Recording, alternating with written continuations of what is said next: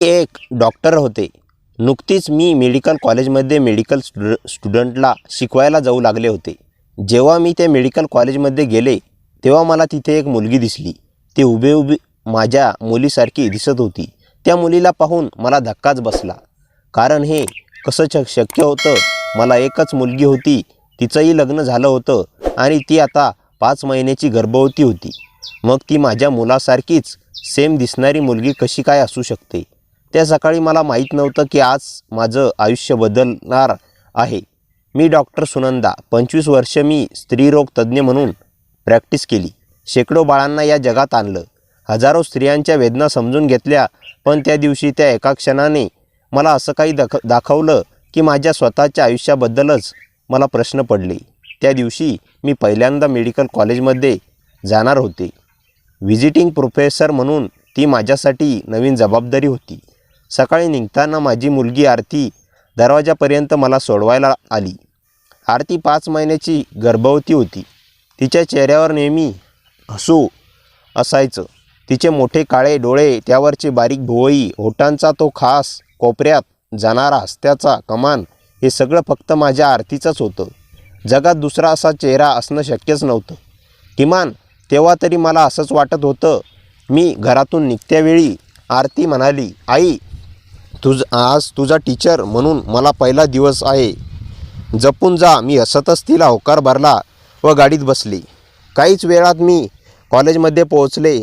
Medical college शहराबाहेर एका टेकडीच्या पायथ्याशी होतं. कॉलेजमध्ये सगळीकडे तरुण विद्यार्थ्यांचा उत्साह दिसत होता. कॉलेजमध्ये जाताच प्रिन्सिपल सरांनी माझं स्वागत केलं. मग चहापाणी झालं व गप्पाही झाल्या. मग ते म्हणाले, सुनंदा मॅडम, तुमचं पहिलं लेक्चर 3rd इयरच्या बॅचला आहे. खूप हुशार मुलं आहेत 3rd इयरची. मी असूनच मोठ्या उत्साहाने क्लासरूमकडे निघाले. जात असताना माझी एक नजर मुलीवर पडली. ती पुस्तकात डोकं घालून काहीतरी वाचत होती. तिने वर पाहिलं नव्हतं, पण तिचा चेहरा, तिचे मोठे काळे डोळे, तिची भुवई, ओठांची ती खास रेषा, ते सगळं पाहून माझ्या छातीत एक जड दगड पडल्यासारखं झालं. ही आरती होती का नाही? आरती तरी घरी आहे, 5 महिन्यांची गर्भवती, ती इथे कशी येणार? पण ती मुलगी, मी डोळे मिटले, परत उघडले. ती मुलगी अजूनही तिथेच होती. तोच चेहरा, तीच मुद्रा. जणू माझ्या आरतीनेच वेश बदलून इथे बसावं. तेव्हा एकदमच मागून मला दुसऱ्या शिक्षिकेचा आवाज आला. त्या म्हणाल्या, मॅडम, तुमचा वर्ग शेजारी आहे. तिच्या बोलण्यावर मी होकार भरला, पण माझी नजर त्या मुलीवरून हटतच नव्हती. ती मुलगी वळली आणि एक क्षण आमची नजरानजर झाली. त्या एका क्षणात मला जाणवलं ती मुलगी थक्क झाली होती. जणू तिलाही काहीतरी जाणवलं होतं. मी त्या सगळ्यांकडे दुर्लक्ष केलं व माझ्या वर्गात शिरले. वर्गात 40 ते 50 विद्यार्थी होते. सगळे उठून उभे राहिले. सगळ्यांनी गुड मॉर्निंग केलं. लगेचच मी शिकवायला सुरुवात केली. 5 मिनिटांनंतर वर्गाच्या दरवाजावरून मे आय कम इन मॅडम असा आवाज आला. ही तीच मुलगी होती. ती म्हणाली, सॉरी मॅम, लेट झाले. मी तिच्याकडे पाहिलं. जवळून पाहताना तर माझा श्वास अडकला. हा चेहरा तर डोळे, ओठावरचे ती लाजरी माफी मागायची लपक, हे सगळं मी वर्षानुवर्ष पाहत आले होते. माझ्या स्वतःच्या मुलीत मी तिला स्वतःचं नाव विचारलं तर मला मोठा धक्का बसला होता. पण तरीही मी तिचा आवाज शक्य तितका स्थिर ठेवला. त्या मुलीने मला तिचं नाव सांगितलं. ती म्हणाली, मी अनन्या जोशी. तिचं नाव ऐकून मी स्वतःशीच बडबड करत, अनन्या जोशी? आरती नाही, पण चेहरा हुबेहूब तोच होता. अनन्या तिच्या बाकावर येऊन बसली. मी शिकवायला सुरुवात केली होती, पण माझी नजर सारखी तिच्याकडे जात होती. मला लक्षात आलं की तीही सारखी माझ्याकडे पाहत होती, विचित्र नजरेने. जणू तिलाही माझ्यात काहीतरी ओळखीचं दिसत होतं. पुढच्या तासाभरात लेक्चर संपलं. विद्यार्थी उठले. अनन्याही जायला निघाली. तेव्हा माझ्या तोंडून निघालं, अनन्या, 1 मिनटं. ती थांबली. बाकी सगळे विद्यार्थी गेले. वर्गात आम्ही दोघीच होतो. मी तिला विचारलं की तू कुठली आहेस? तुझ्या घरी कोण कोण आहे? ती माझे प्रश्न ऐकून थोडी गोंधळली. नंतर म्हणाली, घरी आई, बाबा आणि एक मोठा भाऊ आहे. मी लगेच तिला तिच्या आईचं नाव विचारलं, पण तेव्हा ती खरोखरच गोंधळली. म्हणाली, मॅडम, तुम्ही हे काय विचारताय? मी स्वतःला सावरलं आणि म्हणाले, काही नाही, तुझा चेहरा माझ्या एका जुन्या पेशंटसारखा दिसतो म्हणून विचारलं. तू जा. ती तर गेली, पण मी थरथरात खुर्चीत बसले. त्या रात्री मी घरी परत आले तेव्हा आरती जेवण करत होती. येताच तिने मला विचारलं की कसा गेला पहिला दिवस. मी तिच्याकडे पाहिलं. तो चेहरा अगदी तोच आणि त्या क्षणी माझ्या डोळ्यासमोर आनंदाचा चेहरा आला. मी म्हणाले, ठीक गेला बेटा. त्यावेळी बोलताना माझ्या आवाजात कंपन म्हणाली, आई तू ठीक आहेस ना? तुझा चेहरा उतरलेला दिसतोय. काही नाही ग, थकले आहे फक्त. त्या रात्री मला झोप आलीच नाही. माझ्या मनात विचारांचं काहूर माजलं होतं. अनन्या हुबेहूब माझ्या आरतीसारखी दिसत होती. पण हे कसं शक्य आहे? मी डॉक्टर होते. विज्ञान माझ्या रक्तात होतं. माझ्यासमोर फक्त 3 शक्यता होत्या. पहिली म्हणजे आणि निव्वळ योगायोग. कधीकधी जगात 2 माणसं हुबेहूब सारखी दिसतात, पण इतक्या बारीक सारीक गोष्टीमध्ये. दुसरी म्हणजे या मुलीचा आर्थिकशी काही संबंध नाही आहे, पण कोणत्या नात्याने बहीण. पण आरतीला तर बहीण नाही, ती माझी एकुलती एक मुलगी आहे. आणि तेवढ्यातच तिसरा विचार आला. तो विचार मला नको होता, जो मी मनातून ढकलून द्यायचा प्रयत्न केला, पण तो विचार येतच राहिला. जर आरती खरोखरच माझी एकुलती एक मुलगी नसेल तर. दुसऱ्या दिवशी मी ठरवलं, मला सत्य जाणून घ्यायचं आहे. मी कॉलेजमध्ये पोहोचले. मला आजही अनन्या पुन्हा दिसली. ती कॅन्टीनमध्ये मैत्रिणींसोबत बसली होती असताना तिचा चेहरा बघून पुन्हा एकदा काळीज गोळा झालं. मी थेट कॉलेजच्या ऑफिसमध्ये गेले. मी क्लर्कला म्हणाले की मला अनन्या जोशीचं ॲडमिशन फाईल पाहायची आहे. क्लर्कने फाईल काढून दिली. मी ती फाईल घेतली व क्लासरूममध्ये गेले. क्लासरूम त्यावेळी खाली होतं. मी एकटीच तिथे होते. फाईल उघडून जेव्हा मी आनंदाची जन्मतारीख पाहिली तेव्हा माझ्या पायाखालची जमीन सरकली. अनन्याची जन्मतारीख 24 मार्च 1998 होती. ही जन्मतारीख माझ्या मुलीचीही होती. दोघांची एकच जन्मतारीख कशी असू शकते? त्यावेळी माझे हात थरथरत होते, पण मी स्वतःला सावरलं. मी स्वतःला समजावलं की हा योगायोग असू शकतो. जन्मतारीख एकच असणं म्हणजे काही विशेष नाही. मग मी पुढे वाचलं. अनन्याच्या आईचं नाव सविता जोशी, वडील प्रकाश जोशी. ती लोक माझ्यासाठी नवीन होती. मी त्यांना ओळखत नव्हते. पण मग एक ओळ दिसली. ॲडमिशन फॉर्मच्या खाली एक छोटी नोंद होती, विद्यार्थी दत्तक आहे. मूळ जन्माचे कागदपत्र स्वतंत्र फाईलमध्ये ती मुलगी दत्तक होती. त्या रात्री मी माझ्या जुन्या आठवणीत खोलवर शिरले. वर्ष 2001 साल. मी पुण्यातल्या हॉस्पिटलमध्ये नुकतीच रुजू झाले होते. माझी आरती त्यावेळी 2 वर्षाची होती. एक दिवस माझी जुनी मैत्रीण आली, डॉक्टर प्रमिला. त्या दिवशी ती खूपच अस्वस्थ होती. आम्ही दोघी कॅफेत बसलो. ती म्हणाली, सुनंदा, मला एक गोष्ट महत्त्वाची सांगायची आहे. ती खूप वेळ गप्प बसली. मग म्हणाली, एक पेशंट आहे, माझी तरुण मुलगी, अविवाहित. तिला जुळ्या मुले झाल्या आहेत. तिची परिस्थिती खूप वाईट आहे. दोन्ही मुली ठेवणं तिला शक्य नाही. मी ऐकत होते. एक मुलगी ती ठेवणार आहे आणि दोन्ही मुली ठेवणं तिला शक्य नाही. एक मुलगी ती ठेवणार आहे. दुसरीसाठी एखादं चांगलं घर हवं आहे. मला माहिती आहे की तुला एकच मुलगी आहे. पण मी तेव्हा ताबडतोब नाही म्हणाले होते. माझं कुटुंब, माझा नवरा, आमची परिस्थिती, मी सगळ्यांचा विचार केला होता आणि नाही म्हणाले होते.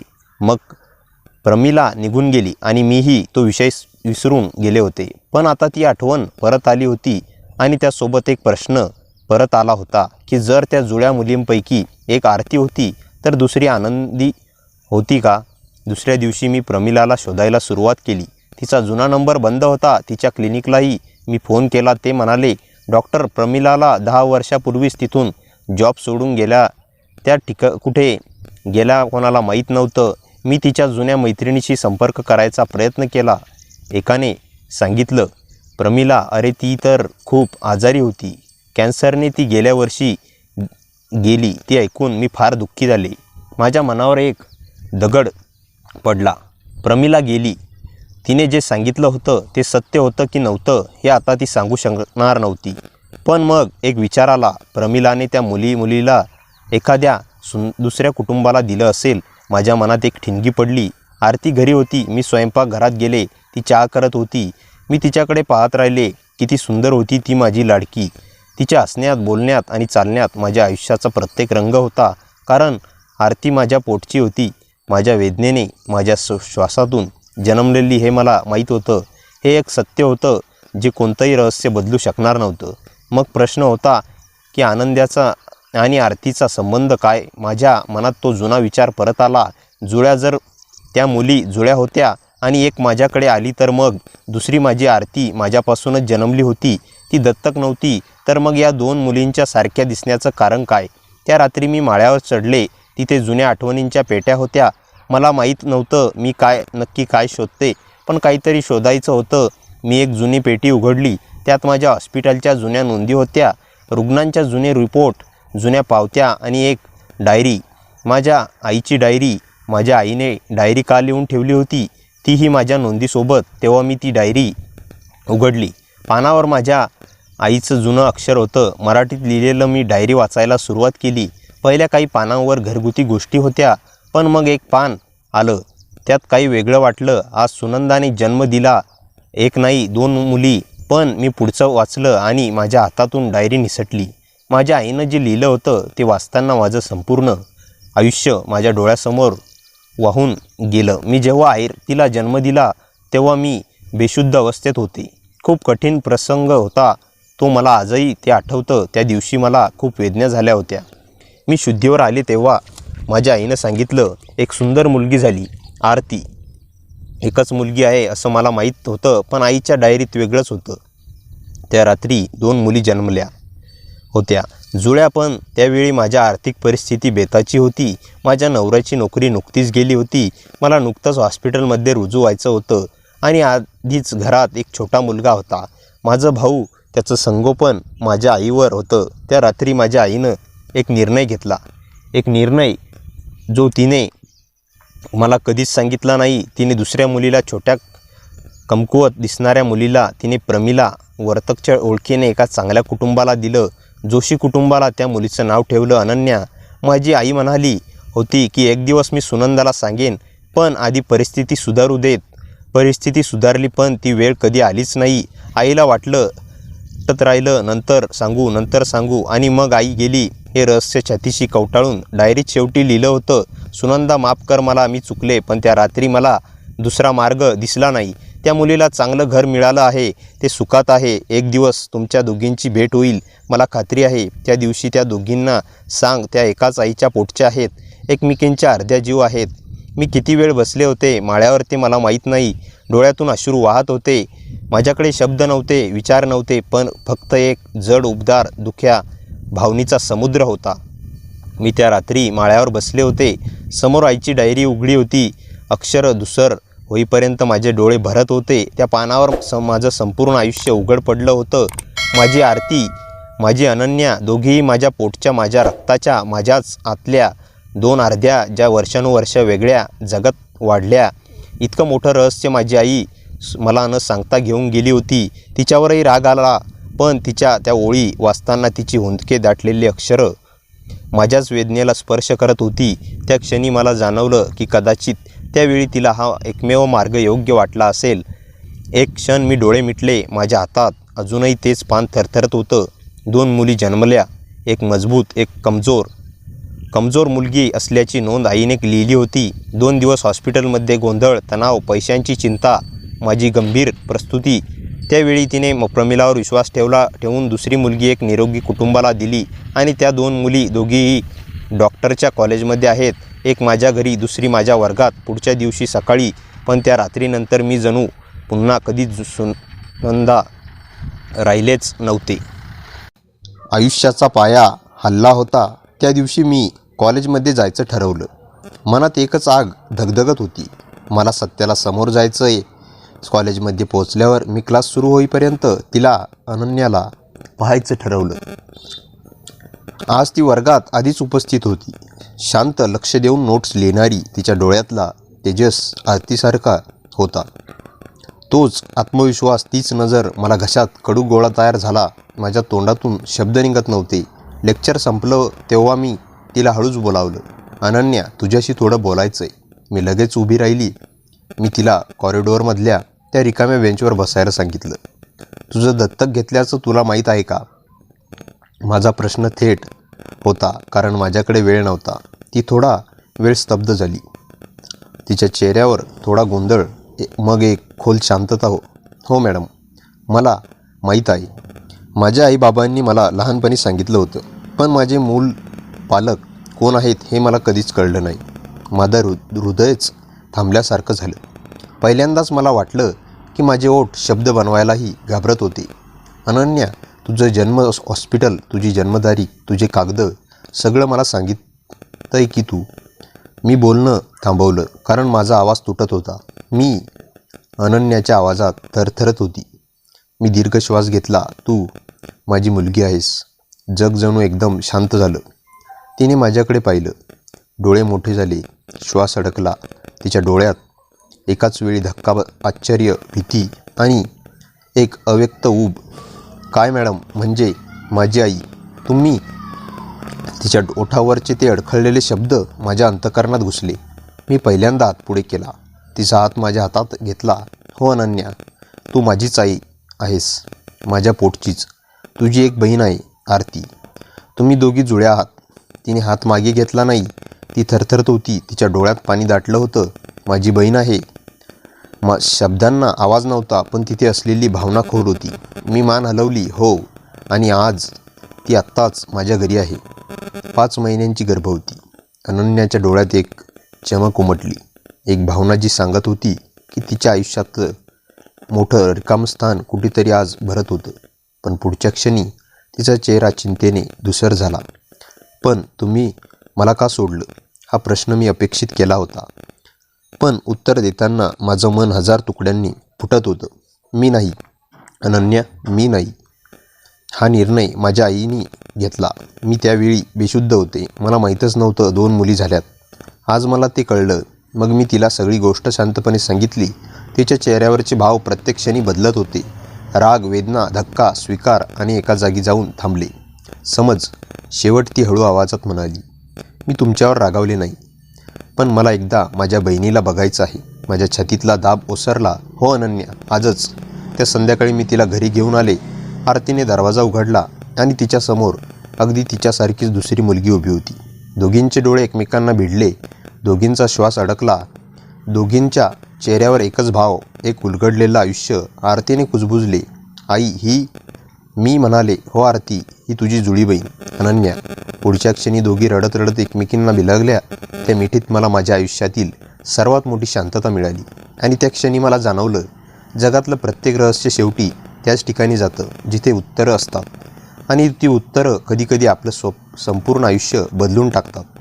त्या दिवशी दोन्ही बहिणींच्या भेटीनंतर घरात काही काळ अगदी शांतता पसरली होती. मी स्वयंपाकघराच्या दारात उभी राहून त्या दोघींना पाहत होते. 2 शरीरं पण एकच चेहरा, एकच डोळ्यांची भाषा, एकसारखं हसू आणि दोघींच्या डोळ्यातून वाहणारे अश्रू. आरतीने अनन्याचे हात घट्ट पकडले होते. तू माझ्यापासून दूर कशी राहिलीस? मला कसं काहीच कळलं नाही. तिचा आवाज थरथरत होता. अनन्यानेही तिचा हात परत घट्ट पकडला. मीही वर्षानुवर्षे विचार करत होते की माझं आयुष्य कुठून सुरू झालं, आणि आज मला उत्तर मिळालं. मी दोघींना पाहत राहिले. माझा श्वासच अडकून बसला होता. त्या क्षणी मला जाणवलं, आई होणं म्हणजे फक्त मूल जन्माला घालणं नसतं. कधीकधी सत्य उघड करण्याची भीषण शक्ती आपल्या हातात असते, आणि त्या सत्याने बांधलेलं आयुष्य उद्ध्वस्तही होऊ शकतं आणि पुन्हा नव्याने उभं करू शकतं. त्या संध्याकाळी आरतीचा नवरा अजय घरी आला. त्याला काहीच कल्पना नव्हती. दार उघडताच त्याची नजर अनन्यावर गेली आणि तो थिजूनच गेला. आरती, तू इथे? अनन्याने हसण्याचा प्रयत्न केला, पण ती नजर, तीच उभी दिसणारी प्रतिमा पाहून तो हादरला. मी शांतपणे म्हणाले, अजय, ही आरती नाही, ही तिची जुळी बहीण आहे अनन्या. काही क्षण तो काही बोललाच नाही. मग हळूच म्हणाला, म्हणजे आरतीची बहीण? त्याच्या चेहऱ्यावर धक्का आणि अविश्वास दोन्ही होते. त्याने आरतीच्या खांद्यावर हात ठेवला. तुला काही माहीत होतं? आरती डोकं हलवत म्हणाली, नाही, मला काहीच माहिती नव्हतं. अजयने दीर्घ श्वास सोडला आणि अनन्याकडे पाहिलं. तू आमच्या आयुष्यात अचानक आलीस, पण वाटतं देवाने दिलेली ही भेट आहे. त्या शब्दांनी अनन्याच्या डोळ्यात पाणी आलं. तिच्या मनातील भीती थोडी कमी झाली. त्यानंतर आम्ही तिघं जेवायला बसलो. मी, आरती, अजय आणि अनन्या. त्या दिवशी पहिल्यांदाच माझ्या डोळ्यासमोर दोन्ही बहिणी एका जेवणाच्या ताटातल्या भाजीचं कौतुक करत होत्या. त्यांच्या बोलण्यात एकसारखे वळणं, एकसारखा आशा. वर्षानुवर्ष वेगळ्या वाढल्या तरी जुळ्या बहिणींची ती नाळ तुटलेली नव्हती. पण हे इतकं सरळ नव्हतं. रात्री जेवणानंतर अनन्या माझ्याकडे आली. तिने अगदी हळू आवाजात विचारलं, माझे दत्तक आई बाबा, त्यांना काय सांगू? त्यांना धक्का बसेल का? हा प्रश्न खूप खोल होता. तिचा संघर्ष मला जाणवत होता. अनन्या, मी म्हणाले, तू त्याची मुलगी आहेस. त्यांनी तुला प्रेमाने वाढवलं आहे. हा जन्माचा सत्य आहे, पण प्रेमाचा हक्क फक्त त्यांचाच आहे. त्यांना आपण दोघीही सोबत घेऊन बसू, नीट समजावू. ती मान हलवून म्हणाली, मी त्यांना दुखवू इच्छित नाही. तिच्या त्या एका वाक्यात तिच्या मनाची साऱ्या वर्षाची ओढ होती. दुसऱ्या दिवशी सकाळी अनन्याचे आईबाबा, सविता आणि प्रकाश घरी आले. त्याच्या चेहऱ्यावर काळजी होती. अनन्याने त्यांना कालच फोनवर फक्त एवढंच सांगितलं होतं की आईबाबा, माझ्याबद्दल महत्त्वाचं सत्य कळत आहे, तुम्ही घरी या. ते आत आले. त्यांनी मला नमस्कार केला आणि माझे हात थरथरत होते. त्यांच्यासमोर आपल्याला अपराधी वाटत होतं आणि ऋणीही, कारण त्यांनी माझ्या रक्ताच्या मुलीला इतक्या प्रेमाने सांभाळलं होतं. अनन्या त्यांच्याकडे धावत गेली आणि दोघांना मिठी मारली. आई बाबा, तुम्ही रागावणार नाही ना? सविता तिला घट्ट कवटाळत म्हणाली, अगं वेड्या, तू आमची मुलगी आहेस. कुठलंही सत्य हे बदलू शकत नाही. प्रकाशही डोळे पुसत म्हणाले, आम्ही तुला पोटाची मानून वाढवलंय, एवढंच पुरेसं आहे. आता माझ्यावर सत्य सांगण्याची वेळ आली. मी त्यांच्याकडे शांतपणे बसून सगळं सांगितलं. जन्माच्या रात्रीचं सत्य, माझ्या आईचा निर्णय, प्रमिलाची माहिती आणि 2 मुलींचं वेगळं होणं. सविता शांतपणे ऐकत होती. तिच्या डोळ्यात वेदना होत्या, मात्र खोलवर उतरली होती. म्हणजे ती आमच्याकडे आली तेव्हा तुमच्या नकळत? मी हळूच मान डोलावली. हो, मला त्या रात्री 2 मुली जन्मल्या हेच माहीत नव्हतं. काही क्षण शांतता पसरली. मग सविता उठली, माझ्याकडे येऊन माझ्या हातात हात घेतले. सुनंदा, तुमचा अपराध नाही आहे, परिस्थितीची चूक आहे आणि आम्ही आभारी आहोत की तुम्ही सत्य लपवलं नाही. तिच्या त्या शब्दांनी मला पहिल्यांदाच किंचित श्वास मिळाला. त्याचवेळी आरती आणि अनन्या दोघी आमच्यासमोर उभ्या राहिल्या. एकमेकींचे हात हातांत गुंफले.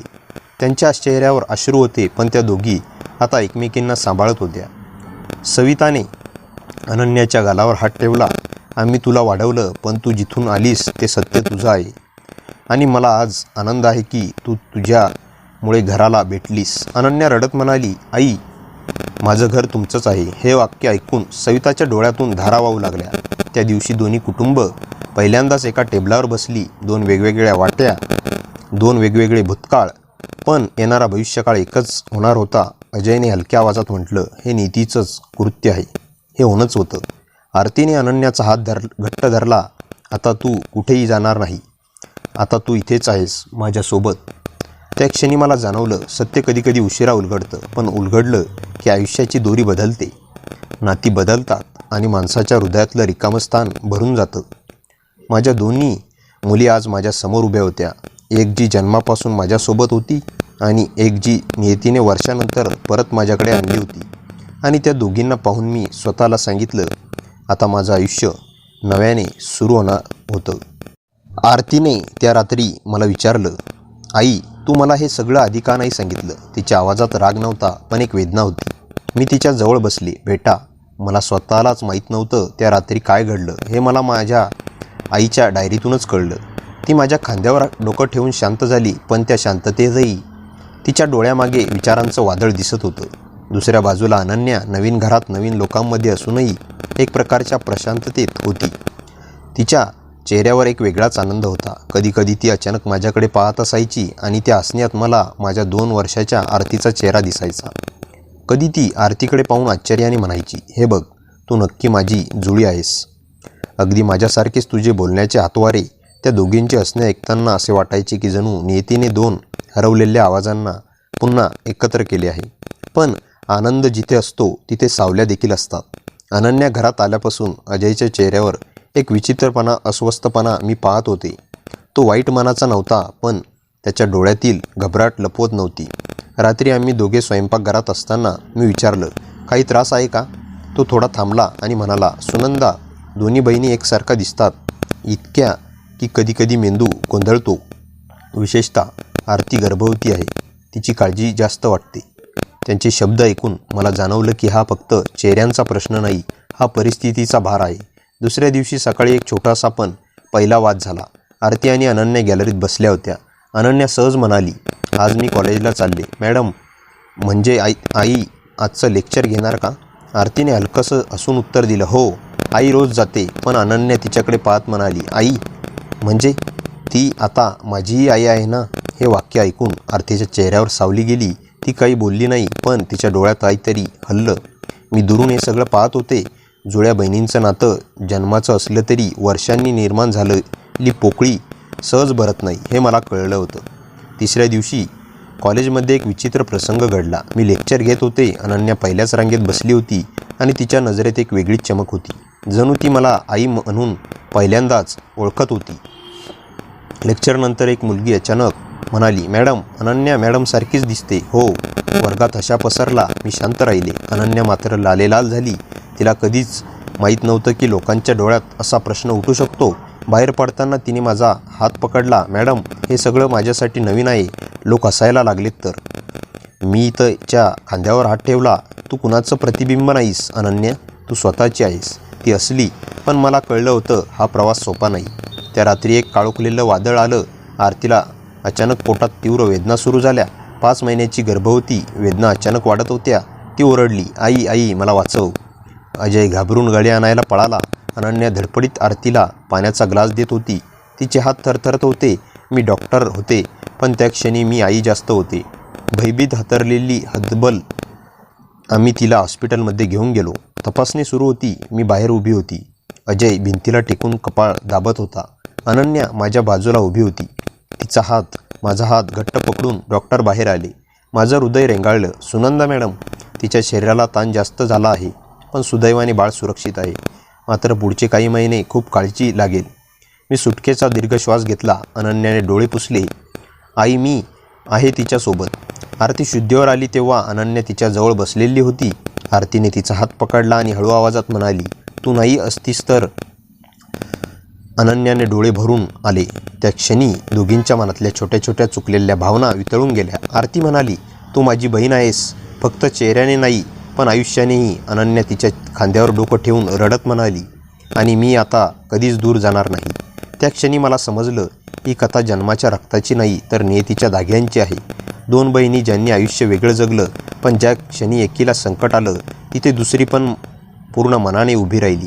त्या दिवसांपासून त्यांचं नातं बदललं. अनन्या रोज आरतीसोबत वेळ घालवू लागली. तिच्यासाठी जेवण बनवू लागली. तिला चालताना आधार द्यायची आणि आरती तिच्यावरचा हक्क खराच मानू लागली. जगाला हे नातं नवीन होतं, पण आमच्यासाठी हे नातं जन्माचं नव्हतं, हे आत्म्याचं होतं. आणि ही तर कथा आहे अजून पुढे जाणारी, कारण या दोघींच्या आयुष्यात अजून खूप काही घडणार होतं. आरतीच्या तब्येतीत थोडी सुधारणा होताच आम्ही तिला घरी आणलं. अजय तिच्या बाजूला सावलीसारखा उभा होता. तो खूप कमी बोलत होता, पण त्याच्या नजरेतल्या काळजीने शब्दांची गरज नव्हती. अनन्या दोघांसोबत चालली होती. हातात आरतीची बॅग आणि मनात जणू नवीन जबाबदारीचं ओझं. घरी आल्यावर मी आरतीला बेडवर झोपवलं आणि तिला औषध दिली. अजय तिच्या केसांवरून हात फिरवत राहिला. अनन्या मात्र दरवाजापाशी उभी होती, जणू आत येणं आणि दूर जाणं या दोन्हींच्या मध्ये अडकलेली. तेव्हा आरतीने हळूच म्हणलं, हे काय उभी राहिली आहे, आत ये अनन्या, तूच तर माझी ऊर्जा झाली आहेस या 2 दिवसात. अनन्या मंद हसली आणि पुढे झाली. त्या क्षणी मला जाणवलं, या 2 मुलींच्या नात्यात आता भीतीपेक्षा प्रेम जास्त आहे. पण या प्रेमात अजूनही प्रश्न दडलेले होते. रात्री मी किचनमध्ये चहा बनवत होते आणि अजय शांतपणे टेबलाजवळ बसला होता. मी विचारलं, मनातलं काही बोलशील? तो काही क्षण शांत राहिला. सुनंदा, एक गोष्ट मी तुला सांगितली नाही. अनन्या जेव्हा पहिल्यांदा आपल्या घरी आली तेव्हा ती मला आरती वाटली. खरंच ओळखू शकलो नाही. आणि त्या क्षणी मला वाटलं, आपल्याला ही परिस्थिती सहन होईल का? आरतीच्या गर्भावर, तिच्या मनावर काही परिणाम होईल का? त्याच्या प्रामाणिक भीतीने मी काही बोलूच शकले नाही. मी फक्त त्याचा हात हातात घेतला. आपण दोघं आहोत ना तिच्यासाठी. आणि अनन्या, ती तर आपल्याला दिलेली शिकवण आहे की नातं जन्माचं नव्हे तर हृदयानं बनतं. तो शांतपणे मान हलवत राहिला. दुसऱ्या दिवशी सकाळी एक वेगळंच वातावरण होतं. अनन्या आरतीसाठी पोहे बनवत होती आणि खूप दिवसांनी घरात एका बहिणीची चुळबुळ जाणवत होती. आरती हळूच म्हणाली, तुझे पोहे माझ्यापेक्षा चांगले आहेत बहुतेक. अनन्या लगेच हसली, छे, मी तर तुझ्याकडून शिकले. हे ऐकून आरतीच्या चेहऱ्यावर एका बहिणीचा अभिमान चमकला. मी दुरून त्यांना पाहत होते आणि मनात उबदारपणा पसरत होता. पण त्याचवेळी एक विचार मनाला टोचत होता, अजूनही या नात्यामागे काही सत्य दडलंय का? कारण आईच्या डायरीत सापडलेल्या गोष्टीचा शेवट नव्हता, फक्त सुरुवात होती. त्या संध्याकाळी अनन्याने मला अलगद हाक मारली, आई, 1 मिनिट बोलू? मी तिच्यासोबत टेरेसवर गेले. वारा थंड होता, पण तिच्या चेहऱ्यावर एक अस्वस्थता जाणवत होती. ती म्हणाली, आई, काल हॉस्पिटलमध्ये आरती वेदनांनी तडफडत होती ना? तेव्हा माझ्या अंगावर अचानक ताप आला होता. तेच तेवढ्या वेळापुरतं जणू तिच्या वेदना माझ्या शरीरात आल्या होत्या. मी थक्क झाले. कधीपासून असं होतंय, मी विचारलं. ती खाली मान घालून म्हणाली, लहानपणापासून. मला दुसऱ्यांच्या वेदना पटकन जाणवतात, पण आरतीच्या वेदना मात्र खूप तीव्र वाटल्या. माझ्या अंगावर काटा आला. जुळ्या बहिणींमध्ये असा संबंध अनेकदा विज्ञानातही वर्णन झालेला असतो, पण इतका तीव्र, इतका प्रत्यक्ष हे काही साधन होतं. त्या रात्री आरतीच्या खोलीत दिवा लावलेला होता. ती झोपलेली होती, पण तिच्या चेहऱ्यावर अजूनही थकवा होता. अनन्या तिच्या बाजूला बसली होती. तिच्या हातातल्या पाण्याच्या ग्लासात चांदण्यांचं क्षीण प्रतिबिंब हलत होतं. तू उठलीस की आपण दोघी एक फोटो काढू, अनन्या हळूच म्हणाली. आरतीने डोळे उघडले. का? कारण माझ्याकडे लहानपणी तुझ्यासोबत घेतलेला एकही फोटो नाही. आरतीने तिचा हात पकडला. आता काढूया का? दोघींचे डोके एकमेकांवर टेकले आणि त्या क्षणी मला जाणवलं, त्या फक्त जुळ्या नव्हत्या, त्या दोन अर्ध्या होत्या, ज्या आयुष्याच्या वेगवेगळ्या मार्गांनी चालत चालत अखेर भेटल्या होत्या. पण नीतीची कथा कधी सरळ चालत नाही. पुढच्या सकाळी घरात एक फोन आला. असा फोन ज्याने या सगळ्या समतोलाला हादरवून टाकलं. फोन करणारा माणूस म्हणाला, तुम्ही सुनंदा मॅडम? मला एका जुन्या केसबद्दल बोलायचं आहे, त्या दोन्ही बहिणींच्या जन्माच्या रात्रीबद्दल. माझ्या हातातून फोन घसरायचा बाकी होता. अनन्या आणि आरती दोघी स्वयंपाकघरात घुसत होत्या. मला कळलं त्यांच्या आयुष्यातलं खरं रहस्य आता उघड होणार होतं, आणि त्याचा परिणाम त्यांच्या नात्यावर की आमच्या जागावर हे कोणीच सांगू शकत नव्हतं. फोन ठेवताच माझ्या पायाखालची जमीन सरकली. त्या अनोळखी पुरुषाच्या आवाजात एक विचित्र गांभीर्य होतं, जणू तो काहीतरी सांगणार होता ज्याने आमचं आयुष्य बदलून टाकणारं होतं.